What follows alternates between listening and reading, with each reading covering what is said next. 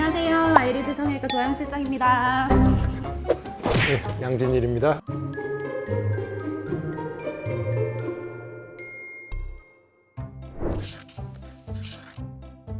보통 이제 나이가 좀 있으신 분들은 아무래도 피부 처짐도 많고 눈썹이 많이 내려와 있는 경우가 많기 때문에 쌍꺼풀 수술만이 아닌 또 다른 수술의 방법이 있다든지 아니면 쌍꺼풀 수술 말고도 다른 수술도 같이 받아야 되는 경우가 있기 때문에 그렇게 구분해서 보통 설명을 드리고 있습니다.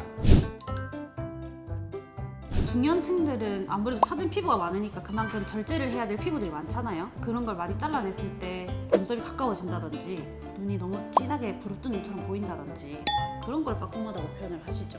그래서 이제 쌍꺼풀 수술만 하는 게 아니고 아까 원장님 처음 말씀하신 대로 뭐 다른 부가적인 수술을 여러 개 병합을 해서 해야 되는 경우가 많아요. 중년 눈성형은.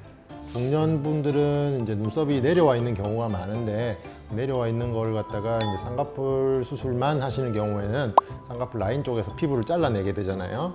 쌍꺼풀 라인이라는 거는 이제 속눈썹에 가까운 쪽의 피부이고 피부 자체가 같은 피부이긴 하지만 속눈썹 쪽에 가까운 피부보다 이제 눈썹 쪽으로 올라갈수록 피부의 두께가 두꺼워져요. 쌍꺼풀 라인 쪽에서만 피부를 잘라내면은 이제 쌍꺼풀 라인 밑에 쪽의 피부는 굉장히 얇고요. 잘려나간 피부는 뭐 중간 정도 두께라고 치면은 그 위에 훨씬 더 두꺼운 피부가 내려와서 쌍꺼풀 라인 접히기 때문에 피부 자체 두께 차이가 갑자기 나니까는 눈을 떴을 때 눈 위에는 좀 두툼해 보이고 하는 그런 증상 때문에 빠꼼하다고 말씀하시는 분들이 일단 첫 번째가 될 수가 있을 거고요. 인상이 사나워졌다는 말은 피부 처진 만큼 보통 중년분들은 눈을 뜰 때 눈썹을 많이 들고 뜨고 계시거든요. 그렇게 되면 이마에 주름도 생기고 처진 피부를 해결을 하고 나면은 이제 눈썹을 들고 있다가 처진 피부가 없어지니까 더 이상 눈썹을 들 필요가 없어지면서 본인은 모르실 수도 있지만은 이제 수술하고 나면은 들고 있다가 놓게 되면서 눈썹이 많이 내려오게 됩니다. 눈하고 눈썹 사이 거리가 굉장히 가까워지고 잘라내는 피부는 눈꺼풀 쪽에서는 처진 걸 잘라낼 수가 있지만은 이 미간 쪽이라든지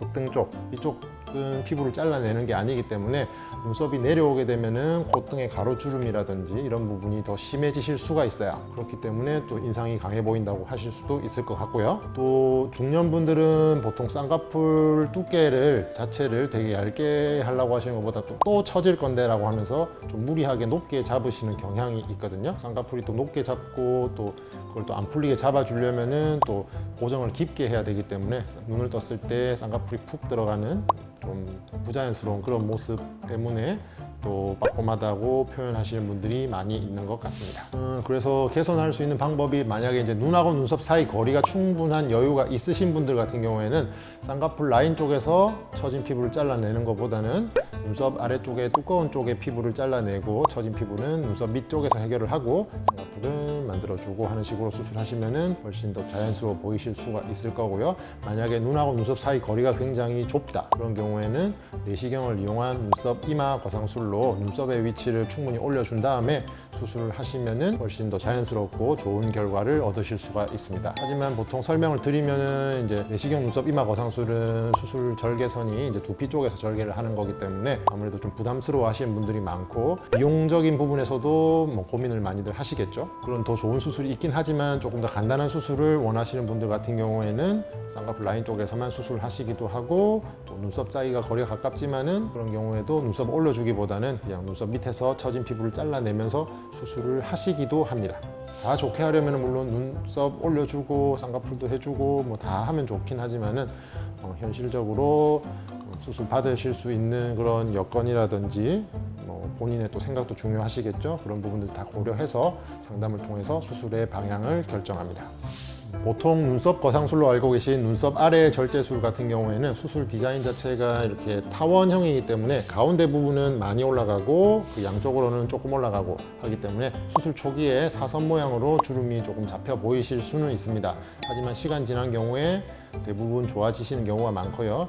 눈썹 안쪽이라든지 콧등 쪽에 처진 피부는 올리는데 한계가 있는 게 눈썹 아래 거상술의 단점이라고 할 수 있습니다. 눈썹 아래 거상술이 가장 좋은 효과를 보실 수 있는 분들이요. 기존에 쌍꺼풀이 있으셨고 단지 처짐만 문제가 되는 경우 그리고 특히 앞쪽의 쌍꺼풀은 두껍게 잘 보이는데 뒤쪽이 눌려진 듯하게 처져 있으신 분들은 그 타원형 디자인과 굉장히 맞아 떨어지기 때문에 아주 좋은 효과를 보실 수가 있고요. 아까 말씀드렸지만은 쌍꺼풀 수술에서 처진 피부가 많아서 잘라내야 될 피부가 많을 경우에는 눈썹 아래 거상술과 함께 쌍꺼풀 수술을 같이 진행하기도 합니다.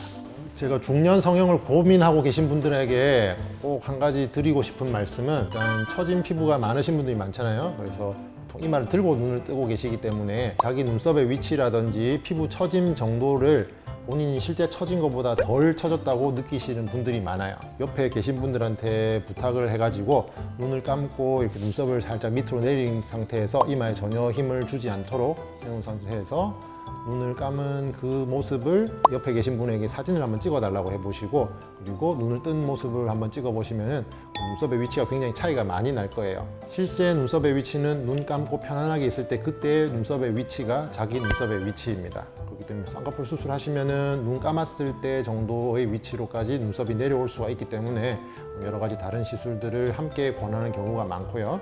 그런 사진들로 한번 보고 오시면은 앞으로 수술 방향을 어떻게 잡을지에 대해서 저하고 상담할 때 조금 더 소통이 잘 될 수 있을 것 같습니다.